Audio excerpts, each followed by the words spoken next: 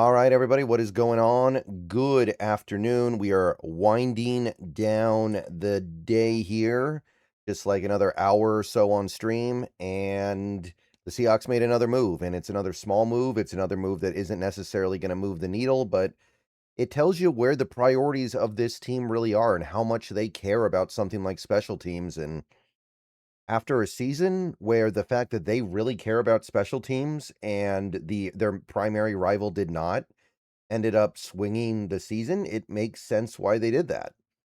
And it makes sense why they continue to do that. So I can't argue with it, but the Seahawks have signed D'Anthony Bell. And if that name sounds familiar to you, it's because he was a Seahawk last year. We did eventually let him go, and he signed with, it was either the Browns or the Titans. I can't remember for sure, but we did not have him on the roster when we won the Super Bowl, but he is a he does provide some value in terms of special teams. Sorry about that, by the way. I had to sneeze. Ugh. But yeah, he was not on the team at the end of the year last year, but when he was here, did a lot of special teams work, which is most of his positive rep.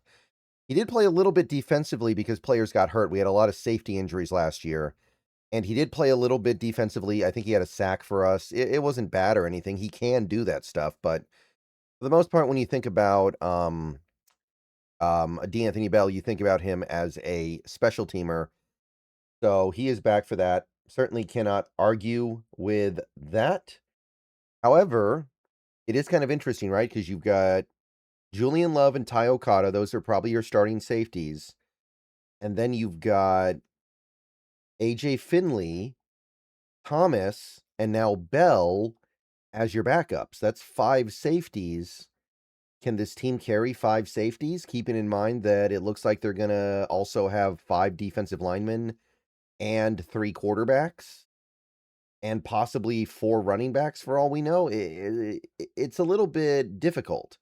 They can save a little bit of space by only carrying like maybe eight offensive linemen or something.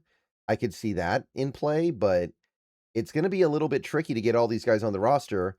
And while you can just stash them on the practice squad, we are giving them contracts with at least a little bit of guaranteed money in it. So it implies that we're hoping we can carry them on the 53 man. So I don't know exactly how they're going to balance this. Maybe there's some other move coming. Maybe they don't view Julian Love as completely indispensable. I don't know. So we'll see what happens, but in a vacuum, there's nothing wrong with D'Anthony Bell. He's a special teamer and a good one, and we really value that around here. All right, I'm out of here. Go Hawks. I don't know what the money is on the deal yet, by the way, but it doesn't really matter. It's going to be very, very little. All right, go Hawks.